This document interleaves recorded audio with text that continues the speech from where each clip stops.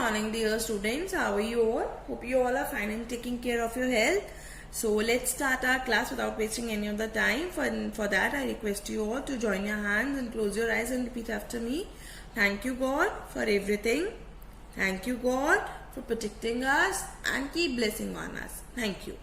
Dear students, we are going to start a new topic today, new lesson today, that is money and credit. And this chapter, actually the chapter mentioned in your syllabus, that is lesson number 1 for half yearly I am talking about. Okay, lesson number 2 and lesson number 3, right? Lesson number 1 और 2 तो आपके complete आ रहे हैं, but lesson number 3 में we are going to take only 2 topics, that is modern forms of money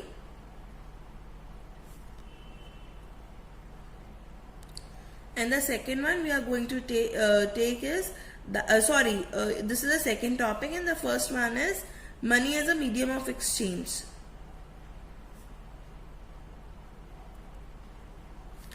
First is money as a medium of exchange, and second one is modern forms of money, in which 2 topics are there: currency, and the second is deposits with bank. सो जो हम slab हाफेली में आपका मैं cover up करूंगी वो हम यहीं तक करेंगे लेसन नंबर 3 के इन 2 टॉपिक्स तक, ठीक है?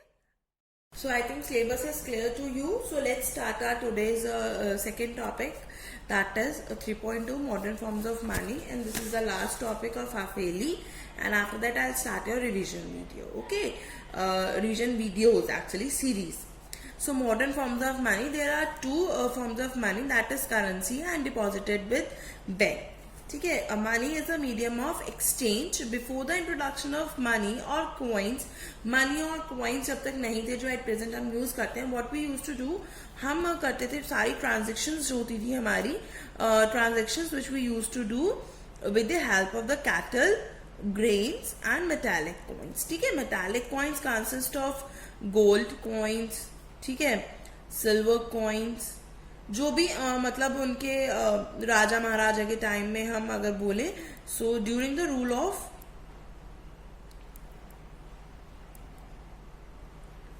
Prince princess we can say this. ठीक है, किंग और क्वीन के टाइम पे जो होते थे गोल्ड एंड सिल्वर कॉइन्स में जो हम डील अप करते थे, वो सारे इनके टाइम पे होती थी. ठीक है, फिर हमारी modern currency I, paper notes and coins आए without any use of its own. What is fiat and intrinsic value? अब ये सब क्या है? So I would like to tell you one thing. See, देखो, मुझे at present कोई note नहीं मिला, so I'm going to use this one. मुझे कोई भी पेपर करेंसी नहीं मिली, तो मैं आपको इस चीज से सिखाती हूँ, मतलब समझाती हूँ. देखो, 2 ऑप्शंस आई एम हैविंग. ये 10 रुपी का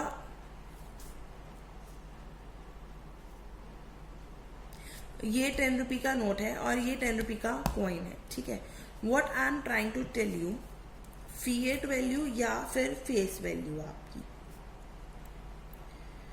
अब ये क्या है, दोनों क्या चीजें हैं, क्या नहीं है.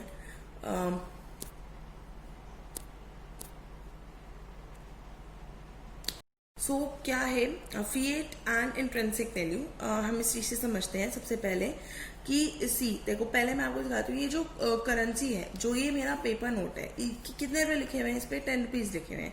ठीक है, ये यूज नहीं होगा बिकॉज ये फटा हुआ है, एंड टेप लगा के भी सही नहीं होएगा, हम गलत काम नहीं करते हैं. सो मैं इसलिए पेपर पे आपको समझा देती हूँ. ये जो 10 रुपये लिखे हुए हैं, तो ये 10 रुपए में ही जाएगा, फाइन. या मतलब आपको मनी की, पैसे की वैल्यू, इस पेपर की वैल्यू बता रखी है, that it is use as a 10 rupees. ना ये 5 रुपए में यूज होगा, ना ही ये 100 रुपीज में यूज होगा, it is use as a 10 rupees, fine.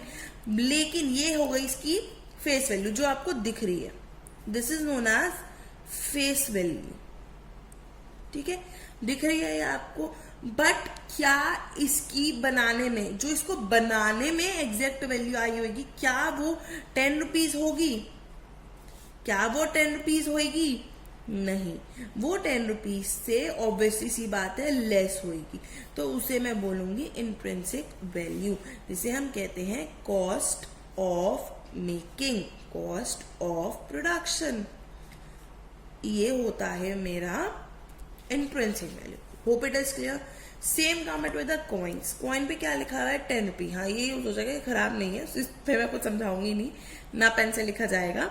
ये क्या है 10 रुपीज, तो it is use as a 10 rupee coin. But the making value of the coin same. अगर 10 रुपए है तो 10 रुपए तो नहीं लगे होंगे इस कॉइन को बनाने में। इट्स ऑब्वियस कि 10 रुपए से कम ही लगे होंगे, ठीक है। So it is clear the fiat, the intrinsic value of the note and the coin, दोनों की आपको clear हो गई है। Okay, so let's come to the next one. Then why it is accepted as a medium of exchange? Means we are talking about the money कि why it is accepted as a medium of exchange because it is authorized by the government. मतलब मैं इस question पूछने से पहले I forgot to tell you one thing. हमने क्या करा, see, ये आपको मैंने फिएट और इंट्रिंसिक वैल्यू पहले बता दी है, ठीक है। सो यहाँ पे कम एक पॉइंट होता है without any use of its own. What does it means without any use of its own? मैंने अभी आपको एक 10 रुपी का नोट दिखाया था, ठीक है, और आप लोगों ने मान भी लिया था कि हाँ वो मेरा 10 रुपी का नोट है। सपोज करो मैंने यहाँ पे एक पीस ऑफ पेपर लिया, 10 रुपी का नोट जो है वो भी तो आपका पीस ऑफ पेपर ही है, ठीक है। मैंने यहाँ पे लिख दिया ₹10, यहाँ पे मैंने लिख दिया ₹10, तो ठीक है, आप इसे कंसिडर करो एज अ मनी भाई, without any use of its own. आप इसे एक्सेप्ट कर लो एज अ मनी, भाई 10 रुपए का नोट है और एक्सेप्ट कर लो इसे। सो आप कहोगे नहीं, I am not going to accept this. लेकिन अगर मैं आपको किसी भी चीज के लिए ये वाला 10 रुपी का नोट दूंगी कि भाई मैंने आपसे पेन लिया है, सपोज ये वाला पेन लिया है, आप मुझे 10 रुपए दे दोगे, हाँ आप इसे एक्सेप्ट कर लोगे, इसे कर लोगे, इसे नहीं करोगे। क्यों भाई, दोनों में क्या फर्क है? ये भी तो 10 रुपए का है, ये भी 10 रुपए का है। हाँ, इसे बनाने में भी मेरे 10 रुपए नहीं लगे, कम ही लगे, इसे भी बनाने में 10 रुपए नहीं लगे, कम ही लगे। तो आप इसे क्यों कर रहे हो और इसे क्यों नहीं कर रहे? मैं इसे क्यों नहीं कर रही, द क्वेश्चन ये कि देन वाई वो ये वाला जो नोट है, why this is accepted as a medium of exchange. क्यों हमने ट्रांजेक्शन में इसे ही करा, इस वाले 10 रुपीज को नहीं करा? Because it is authorise by the government of India. ये वाला जो नोट है ये गवर्नमेंट ने ऑथोराइज कर रखा है, आरबीआई ने ये ऑथोराइज कर रखा है, ये गवर्नमेंट ने ऑथोराइज नहीं कर रखा, ठीक है। So who issue the currency? RBI issue the currency, issue the currency कौन करता है? आरबीआई करता है, ठीक है। एंड नो इंडिविजुअल और organisation is allowed to issue currency. Same जैसे मैंने आपको 10 रुपए का नोट दिया, so I am not allowed, मैं मतलब एलिजिबल नहीं हूं 10 रुपए आपको देने के लिए, चाहे वो ये हो चाहे कोई भी हो, ठीक है। सो ये तो सब कुछ नोट की बात हो गई। One question is there, who issue 1 rupee coin? ये आरबीआई नहीं करता, सो कौन करता है? Central government. कौन करता है? Central government issue 1 rupee coin. Okay, so I hope it is clear to you कि कॉइन्स जो थे मॉडर्न फॉर्म्स ऑफ मनी में, करेंसी आपको प्रॉपरली क्लियर हो गया हो कि मनी और कॉइन्स के इंट्रोडक्शन से पहले हम करते थे कैटल्स में, ग्रेन्स में, मेटालिक कॉइन्स में, ठीक है। और उसके बाद हम जो हमारी मॉडर्न करेंसी आई, जो आज के हमारे पेपर नोट्स होते हैं या जो हमारे कॉइन्स होते हैं without any use of its own, क्योंकि इनकी फिएट और इंट्रिंसिक वैल्यू अलग अलग होती है। सो फिएट या फेस वैल्यू या intrinsic value, I hope it is clear to you, totally clear to you. और क्यों हम इसे as a medium of exchange accept कर लेते हैं? Because it is authorise by the government of India, क्योंकि गवर्नमेंट ऑफ इंडिया ने इसे ऑथोराइज कर रखी है। आरबीआई हमारी करेंसी को इशू करती है, कोई भी इंडिविजुअल या ऑर्गेनाइजेशन अलाउड नहीं होती कि वो कोई भी करेंसी को इशू कर दे, ठीक है। And who issue 1 rupee coins? That is central government. Clear to you? Okay, मैंने यहाँ पे आपको एक चीज समझाने के लिए रखी थी, before the introduction of money and coins. ये चीज मैं आपको अच्छे से क्लियर कर देती हूँ। अब आप कहोगे कि मैम ये क्या कर रही हैं? सो वेट फॉर अ सेकेंड, मैं पहले इसे कर लूँ, सेट कर लूँ, मैं सेटअप बना लूँ ताकि मैं अच्छे से आपको समझा सकूं, ठीक है। ये एनिमल्स देख लो, बिकॉज आपको शायद ना दिखे ऐसे। ये आपका आई थिंक टाइगर है, ठीक है, और ये काउ है, ये डॉग है, ठीक है, ये डॉग है, ये आप आपकी काउ है और ये टाइगर है, और ये मिस्टर ए है, ये मिस्टर बी है। ठीक है, हम पहले इस चीज से समझेंगे मिस्टर ए और मिस्टर बी क्यों हमारे इतने परेशान हो रहे हैं। एक्चुअली क्या है, मिस्टर ए जो है, जैसे आपको हाइट में भी थोड़ा दिख रहा हो, वो कैसे दिखाऊं, देखो मिस्टर ए और मिस्टर बी। ठीक है, मिस्टर ए जरा हाइट में, हेल्थ में बहुत अच्छे हैं मिस्टर बी से। ये है हमारे मिस्टर ए, ये है हमारे मिस्टर बी। तो मिस्टर ए के पास क्या है, मिस्टर ए के पास डॉग है, ठीक है, और इसको हम हटा देते हैं, मैंने किसी यूज का नहीं है फिलहाल। और मिस्टर बी के पास जो है वो काव है। ठीक है, या ये काम करो, हाँ नहीं, दोनों इनके पास ही है, लेकिन मिस्टर बी के पास क्या है, मिस्टर बी के पास ना वीट है। अब सॉरी, मैं वीट अरेंज नहीं कर पाई, सो मैं बना के दिखा रही हूँ आपको। वीट अनाज है उनके पास, ठीक है, होप आप समझ गए हो, अनाज, ठीक है, अनाज है उनके पास। सो मिस्टर ए जो है वो मिस्टर बी के पास जाते हैं कि please give me some wheat, क्योंकि मनी और कॉइन्स नहीं है पहले। वो कहते हैं सिर्फ मुझे 1 किलो दे दो। अच्छा, 1 किलोग्राम्स और ये लीटर, ये सब ना, ये सब भी बाद में आया। पहले तो ऐसा होता था कि भाई 1 बोरी दे दो, 1 मुट्ठी दे दो, 1 कटोरी दे दो, मतलब एक प्रॉपर मेजर करने के लिए भी हमारे पास सिस्टम नहीं होता था। ठीक है, मेजर ऑफ वैल्यू हम जिसे बोलते हैं ना, कि मेजर के लिए भी नहीं होता था। तो मिस्टर बी पहले तो ये कहते हैं कि इसे हम बार्टर सिस्टम, इसलिए आप इसमें प्लीज बार्टर सिस्टम भी समझने की कोशिश करना। ये तो क्लियर हो गया कि भाई गुड्स के बदले गुड्स जा रहे हैं, लेकिन बहुत सारे लिमिटेशंस भी आने लगी, चलो मैं बाद में समझाऊंगी। सो मिस्टर बी ने कहा ठीक है, मुझे कोई प्रॉब्लम नहीं है, काम करो, अपनी आधी काउ मुझे दे दो, डॉग पूरा दे दो क्योंकि जो आप वीट लेके जा रहे हो, और काउ जो है वो आधी दे दो, हाफ काउ जो है मुझे दे दो। अब हाफ काउ अगर मैं ऐसे कर दूं तो मुझे ये बताओ कि ना तो आगे का हिस्सा किसी काम का, ना इवन मरने के बाद वो किसी के भी काम की नहीं है, ना ही मिस्टर ए के, ना मिस्टर बी की। सब हुआ क्या, मिस्टर ए ने वीट तो ले लिया, लेकिन डॉग और काउ अपनी दोनों दे दी, सिर्फ एक वीट के बदले। सो ये क्या हुआ कि यहाँ पे मेजर ऑफ वैल्यू जो थी, मेजर ऑफ वैल्यू या मेजर ऑफ प्रोडक्ट, वो इक्वल नहीं हुआ, इक्वल बिल्कुल भी वो चीज नहीं हुई यहाँ पर। ठीक है, समझ में आया। सो ये सारी प्रॉब्लम्स हमें बार्टर सिस्टम में फेस करनी पड़ी, और इस वजह से मनी और कॉइन्स का इंट्रोडक्शन हो गया आगे चल के। ठीक है, fiat and face value. Face value आप ये कह सकते हो, जैसे आपको यहाँ पे अब ये दिख रहा है, यहाँ पे फेस वैल्यू। अब आपको क्लियर होएगा फेस वैल्यू क्या है। ठीक है, और इंट्रेंसिक वैल्यू यहाँ पे हम लिख सकते हैं मेकिंग वैल्यू। गॉट इट, समझ में आया। Fiat value clear, intrinsic value clear, आपको before introduction of money and coins everything is clear to you, मतलब मॉडर्न फॉर्म्स ऑफ मनी आपको अच्छे से समझ में आ गई। ठीक है, और अभी हमने लास्ट टॉपिक में बार्टर सिस्टम पढ़ा था। ऑल्दो मुझे लगता है कि आप लोगों को बहुत अच्छे से क्लियर है बार्टर सिस्टम, लेकिन स्टिल मैं आपको एक चीज और फिर से समझाऊंगी। यही हम एग्जाम्पल ले लेते हैं मिस्टर ए और मिस्टर बी, क्योंकि हम जो पढ़ेंगे ना वो अब पढ़ेंगे लिमिटेशंस। अब मैं बीच में बार्टर सिस्टम को क्यों ले आई, मैं बार्टर सिस्टम को इसलिए लाई बिकॉज बार्टर सिस्टम की जो लिमिटेशंस थी ना, उसी की वजह से ये modern forms of money I है, मनी का इंट्रोडक्शन हुआ है। ठीक है, सो जो मिस्टर ए और मिस्टर बी है वो क्या करने लगे, सेम एग्जाम्पल, वही वीट को जब उन्होंने ट्रांसफर करना था। सो सबसे पहली बात तो जो मिस्टर ए थे, इनके पास क्या है, एनिमल्स। ठीक है, और मिस्टर बी कौन है, इनके पास है वीट। ठीक है, तो हमने सबसे पहले जो आप ये कह सकते हो कि सबसे पहले हमें जो problem I hope it is clear to you, है ना। सो हमें सबसे पहले प्रॉब्लम जो आई वो ये प्रॉब्लम आई थी कि जो ये मिस्टर नेल पॉलिश है, ठीक है, ये हो गए मेरे मिस्टर सी, सॉरी मिस सी कर लो, मिस सी। ठीक है, मिस सी जो है, नॉट सी वाला सी, देखने वाला नहीं, मिस सी।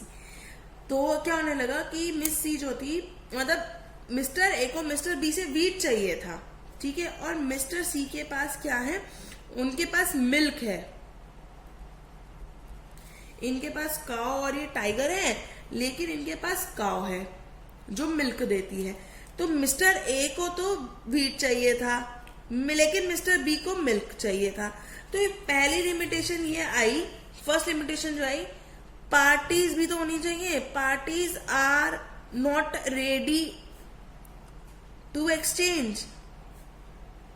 सबसे पहले तो ये प्रॉब्लम है कि पार्टीज होती वो कई बार एक्सचेंज करने के लिए रेडी ही नहीं होती थी कि मैं आपको देने को तैयार हूं भाई, जब मुझे एनिमल्स चाहिए ही नहीं, आप चाहे डॉगी दो चाहे आप टाइगर दो, मुझे वो तो चाहिए ही नहीं, मुझे तो मिल्क चाहिए। आप मिल्क दे सकते हो तो ले लो, तो वो इसके पास नहीं था।